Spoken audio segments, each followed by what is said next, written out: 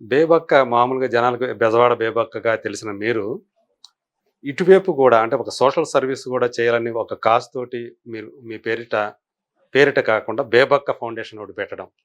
So, దాని మీద digital class రూమ్స్‌కి. దానికేమైనా inspiration ఏమైనా ఉందా? అంటే కొంతమంది చేయడం చూసాను. కొంతమంది సెలబ్రిటీస్ చేయడం చూసాను, విన్నాను. ఇది బావుంది. కొద్దిగా గవర్నమెంట్ స్కూల్స్‌లో ఇలాంటివి చేస్తే బావుంటుంది ఓకే. అనే థాట్ అయితే వచ్చింది. సో, అది మనం చేస్తున్నాం. ఇంకా చెయ్యాలి. హ్మ్. ఇప్పుడు అలాగే విజయవాడలో ఇప్పుడు జరిగిన ఈ ఫ్లడ్స్ గాని, హ్మ్. మన టీమ్ కొంచెం హెల్ప్ చేసాము. నేను లోపల ఉన్నప్పుడు. ఓకే. టీమ్ బేబక్క చేశారు వాళ్ళు.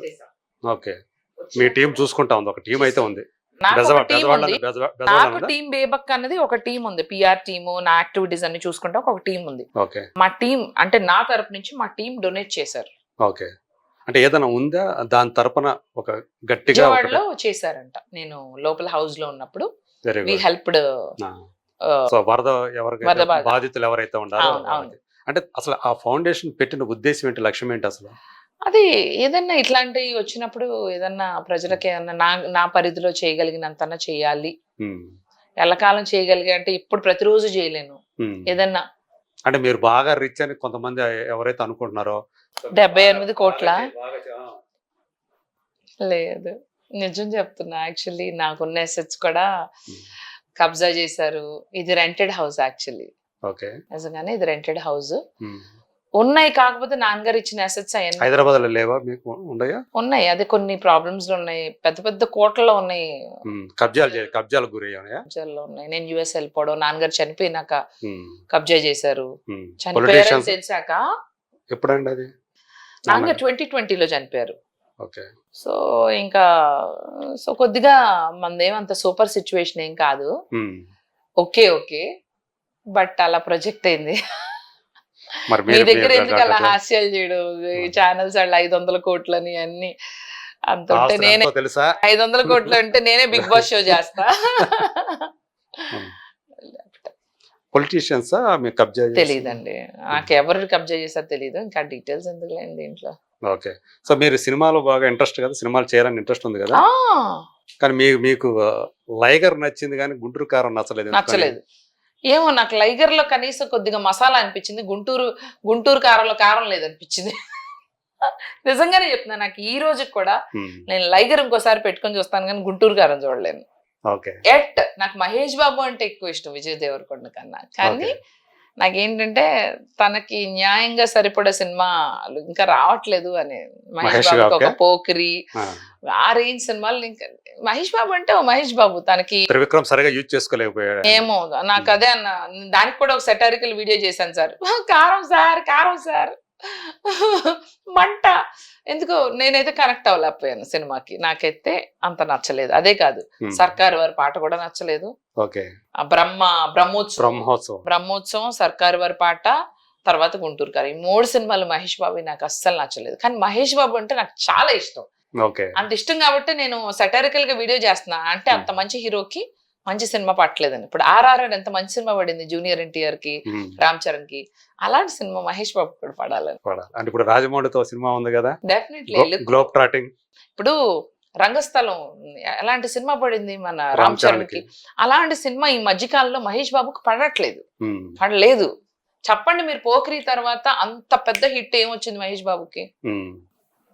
'పోకిరి' వాస్ ద బిగ్గెస్ట్ అసలు. 'దూకుడు' అనేది ఒక సినిమా వచ్చింది. కానీ అది స్టిల్ 'పోకిరి'ని మించి ఏది రాలేదండి ఇప్పటివరకు. అవును. అంటే record breaking. Career career best అనుకుంటే 'పోకిరి' టర్నింగ్ పాయింట్ అనుకోవాలా. అది. అవును. ఆ టైంకి అది ఇండస్ట్రీ హిట్ కూడా అది. హ్మ్. సో, అంతకుముందు ఉన్నటువంటి బ్రేక్ చేసి కొత్త రికార్డ్ సృష్టించింది. హ్మ్. సో, మీకైతే మహేష్ బాబు చాలా ఇష్టం. ఎప్పుడొచ్చాం కాదన్నయ్య, బుల్లెట్ దిగిందా లేదా? అది. నేనెప్పుడు ఇది నమ్ముతా నేను. బిగ్ బాస్ నుంచి బయటకొచ్చినా కూడా అదే అంటున్నా. ఆ! ఎప్పుడొచ్చాం కాదు చిన్నా, బుల్లెట్ దిగిందా లేదా? నేనన్నదాన్ని గుర్తించారా లేదా? అంతే డన్. హ్మ్. చివరగా ఒక మాట. Yeah!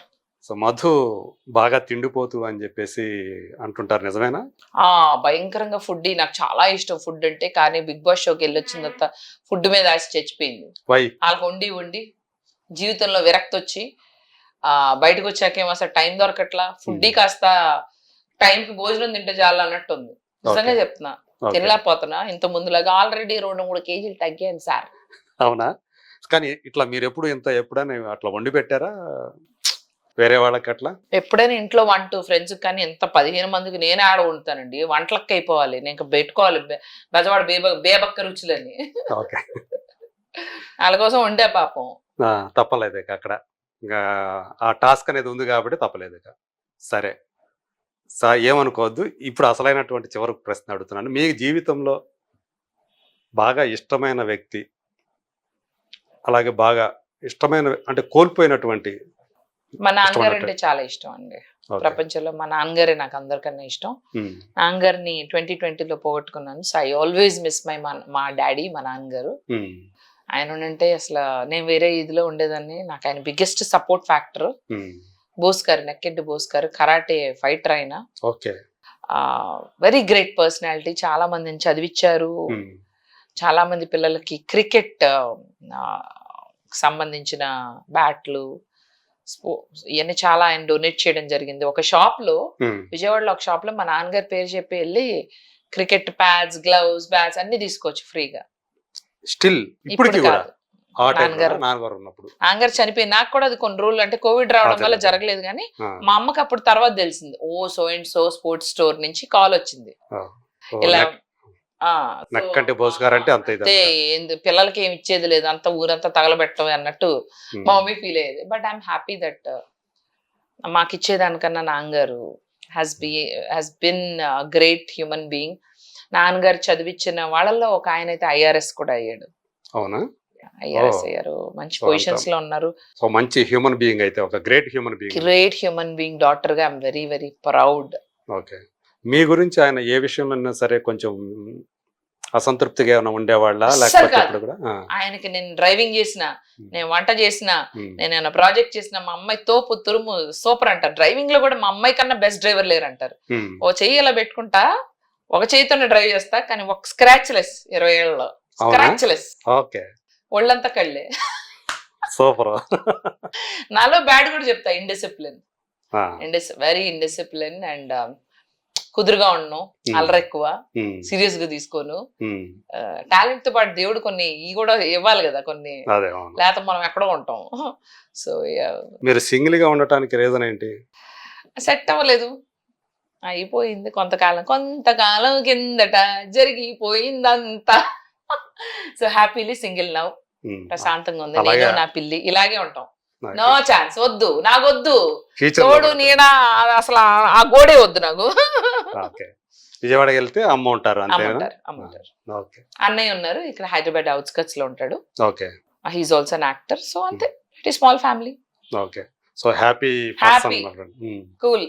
Madhu Nekkanti alias Bebakka yeah, always హ్యాపీగా ఉండాలని మనస్ఫూర్తిగా కోరుకుంటూ, థ్యాంక్ యూ సో ఎంతసేపు నాకు విలువైన టైం మీ ఇచ్చినందుకు మరోసారి ధన్యవాదాలు తెలియజేసుకుంటాను. Thanks to you. Thank you so much అండి. థ్యాంక్ యూ యజ్ఞమూర్తి గారు. మీ అతి విలువైన సమయాన్ని ఈ బెజవాడ బేబక్క కోసం మీరు ఇంత దూరం వచ్చి మా ఇంటికి వచ్చి సరిగా ప్రాపర్లీ నేను మీకు ఆతిథ్యం కూడా ఇవ్వలేకపోయాను. బాగా ఈ ఇల్లంతా పెళ్లి సందడిలాగా ఉంది. వస్తున్నారు. So sorry, but next time ఇదంతా హడావుడైపోయినాక నా అతి క్లోజ్ మీడియా మిత్రులకు ఓకే. ఒక మంచి డిన్నర్ పార్టీ అయితే ఇస్తా త్వరలో. Ready for the invitation, get ready for invitation. Thank you for your invitation, advance అవును, ఇన్విటేషన్. థ్యాంక్ యూ అండి. Thank you once Thank again you for so coming to Bezawada Bebakka house. Thank you. Thank you.